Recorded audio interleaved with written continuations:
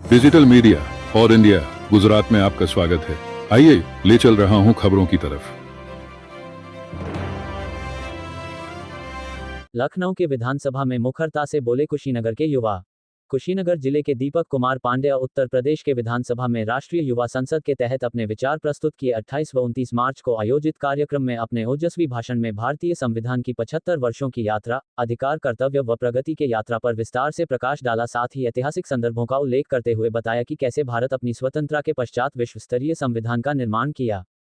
वर्तमान में दीपक कुमार पांड्या नौतन खास के निवासी है। इसके पूर्व प्रतिभागी ने नोडल स्तर पर एक देश एक चुनाव पर अपने विचार रखे थे, जिसके उपरांत उन्हें उत्तर प्रदेश विधानसभा में अपना विचार प्रस्तुत करने का अवसर मिला। Reporting vigilance officer Ajay Kumar Pandya, reporter Ram Ganesh Singh. India हो या फिर रूरल इंडिया, फिर अर्बन इंडिया, जिस संविधान की बढ़ाई ब्रिटिश यूके के प्रोफेसर लॉस्ट्री ने कहा कि दुनिया को अगर देखना हो तो भारत में जाना और वहां के विश्वास, बंधुत्व, विचारधारा की बंधुत्व को देखना, और फिर आप उस उदारशिकता को आप देख सकोगे और जान पाओगे।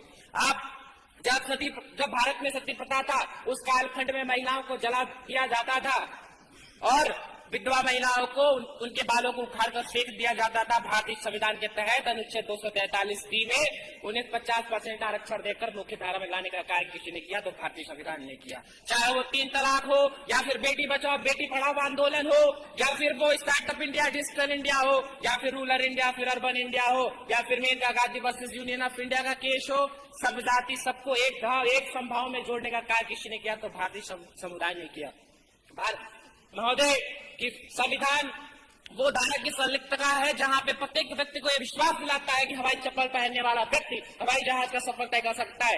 हमारे यहाँ श्रीमंत कभी भी चुनाव बंदूक के चोट पर नहीं हुआ, हमेशा वीएम के वोट पर हुआ। Of the people, to the people, by the people के सम्मुखता के साथ हुआ और हमारे प्रधानमंत्री से लेकर ग्राम प्रधान तक ये चुनाव निष्पक्ष व निखर हुए। तब मैं कहता हूँ इस भारत के संविधान की देन है। श्रीमंत हम बात तो करते हैं संवैधानिक अधिकारों की, यहाँ पे प्रत्येक बैठे हुए लोगों को बोध व शोध करना चाहिए कि जो संवैधानिक कर्तव्यों की बात करते हैं तो हमारा धर्म भी बनता है कि उसकी नैतिकता को हमें नैतिकता के साथ पालन करें, नीति नियम और नीति के साथ पालन करें।